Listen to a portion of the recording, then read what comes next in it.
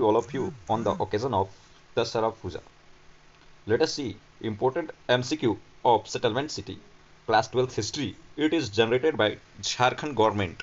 Jackboard important MCQ. औपनिवेशिक शहर का देखते हैं। तो पहला प्रश्न है 1661 ईस्वी में ब्रिटेन के राजा चार्ल्स द्वितीय को दहेज के रूप में पुर्तगाल के शासक का कौन सा शहर मिला? 1661 में ब्रिटेन के राजा चार्ल्स द्वितीय को दहेज के रूप में पुर्तगाल के शासक द्वारा कौन सा शहर मिला? तो इसका आंसर हो जाएगा बॉम्बे मिला था 1661 में दहेज के रूप में।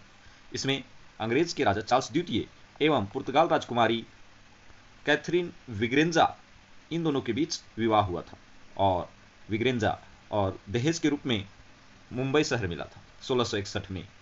तो पहले ये पुर्तगालों के अधीन था, लेकिन 1661 में मुंबई शहर, जो अभी वर्तमान में मुंबई शहर के रूप में जाना जाता है, पहले बंबई बोला जाता था, वो दहेज के रूप में अंग्रेजों को प्राप्त हुआ था और उस समय ये दूल्हा के रूप में चार्ल्स द्वितीय, जबकि दुल्हन कैथरीन विग्रेंजा थी। अगला प्रश्न, औपनिवेशिक काल में उत्तर भारत में कौन सा अधिकारी होता था जो नगर में आंतरिक मामलों पर नजर रखता था और कानून व्यवस्था बनाए रखता था? तो औपनिवेशिक काल में, अर्थात जब अंग्रेजों का शासन था भारत में, उस समय की बात है, तो उस समय जो आंतरिक मामलों पर नजर रखता था और कानून व्यवस्था बनाए रखता था वो कोतवाल होता था। पंडित जवाहरलाल नेहरू के पिताजी मोतीलाल नेहरू भी कोतवाल के पद पर थे। अगला प्रश्न, गंज क्या है? तो गंज छोटा अस्थायी बाजार होता था, उसे गंज कहा जाता था। अगला प्रश्न, अंग्रेज ईस्ट इंडिया कंपनी के एजेंट 1639 ईस्वी में कहां बस गए? तो अंग्रेज का आगमन 1600 ईस्वी में ही हो गया था। ईस्ट इंडिया कंपनी के रूप में व्यापार करने आई थी, लेकिन इन्होंने अपना एजेंट 1639 में मद्रास में बसा दिया। अगला प्रश्न, प्लासी का युद्ध कब हुआ? तो प्लासी का युद्ध के बाद ही कहीं ना कहीं अंग्रेजों ने अपना आधिपत्य भारत में पूर्णतः जमाने का प्रयास कर लिया और प्लासी का युद्ध 1757 में हुआ। 1757 में प्लासी का युद्ध हुआ। ये सिराजुद्दौला और रॉबर्ट क्लाइव के बीच में हुआ था 1757 में। अगला प्रश्न, अखिल भारतीय जनगणना का पहला प्रयास कब किया गया? तो अखिल भारतीय जनगणना का प्रयास सर्वप्रथम 1872 ईस्वी में किया गया, जो कि असफल रहा था। अगला प्रश्न, कब से भारत में दशकीय जनगणना एक नियमित व्यवस्था बनाई? तो उसके बाद पुनः 1881 में दशकीय जनगणना होता 1872 के बाद, और ये जनगणना नियमित रूप से इसके बाद हर एक 10 साल पर जनगणना होने लगी, जैसे 1891, 1901, 1911, इसी प्रकार से जनगणना चलना नियमित रूप से। अगला प्रश्न, भारतीय रेलवे की शुरुआत कब हुई? तो भारतीय रेलवे की शुरुआत 1853 में हुई। भारतीय रेलवे की शुरुआत 1853 में हुई। अगला प्रश्न, कलकत्ता में अंग्रेजों की किलेबंद का क्या नाम था? तो कलकत्ता में जो किला बनाया उसका नाम था फोर्ट विलियम किला। फोर्ट विलियम किला ये कलकत्ता में है।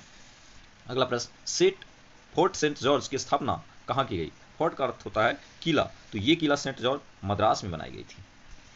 अगला प्रश्न,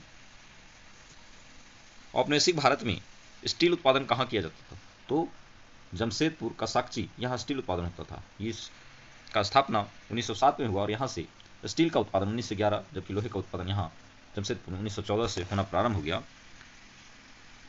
इसे जमशेदपुर को भारत का पिट्सबर्ग भी कहा जाता है।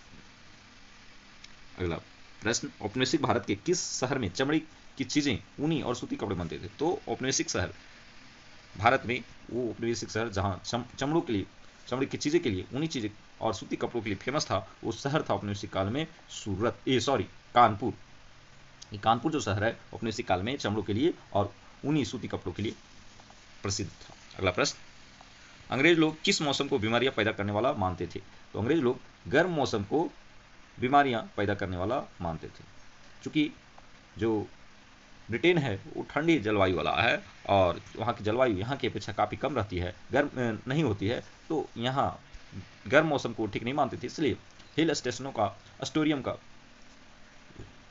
निर्माण हिमाचल में करते थे। उन्होंने अंग्रेजों ने ग्रीष्मकालीन राजधानी डलहौजी को भी बनाया था। अगला प्रश्न, कलकत्ता शहर का निर्माण की गई? तो कलकत्ता शहर के निर्माण कुछ गांवों को मिलाकर की गई थी। वो गांव थे सुतानाती, कोलकाता और गोविंदपुर। इन तीनों गांवों को मिलाकर कलकत्ता शहर की स्थापना की गई थी। सुतानाती, कलकत्ता और गोविंदपुर, तो तीनों गांवों को मिलाकर कलकत्ता शहर की स्थापना की। अगला प्रश्न, लॉर्ड वेलेस्ली भारत का गवर्नर जनरल कब बना?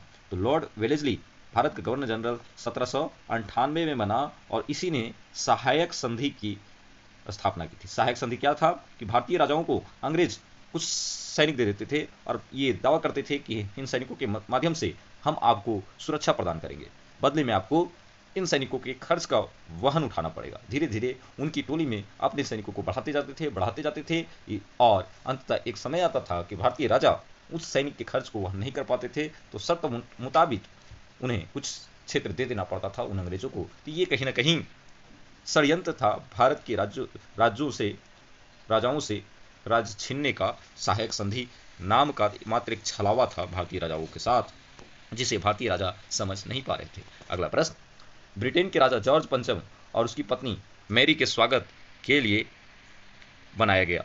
तो ये दोनों के स्वागत के लिए ब्रिटेन के राजा जॉर्ज पंचम और उनकी रानी के स्वागत के लिए बनाया गया गेटवे ऑफ इंडिया, जो कि मुंबई में। गेटवे ऑफ इंडिया और इंडिया गेट ये दिल्ली में, लेकिन ब्रिटेन के राजा जो मुंबई में पहुंचे थे और उनके स्वागत के लिए गेटवे ऑफ इंडिया का निर्माण किया गया था। अगला प्रश्न, कलकत्ता में सर्वोच्च न्यायालय की स्थापना कब की गई? तो कलकत्ता में सर्वोच्च न्यायालय की स्थापना 1773 में की गई और सर्वोच्च न्यायालय के प्रथम न्यायाधीश एलिजा इम्पे थे। एलिजा इम्पे सर्वोच्च न्यायालय के प्रथम न्यायाधीश थे।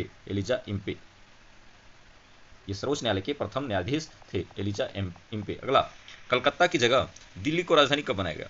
तो पहले कलकत्ता हमारी राजधानी हुई करती थी, क्योंकि उस समय प्रसिद्ध शहर में कलकत्ता ही था। तो 1911 में कलकत्ता की जगह दिल्ली को राजधानी बना दी गई। कहीं कहीं ये 1912 भी मिल सकता है, परंतु ध्यान रखने योग्य बात है 1911 में ही दिल्ली को राजधानी बनाई गई थी।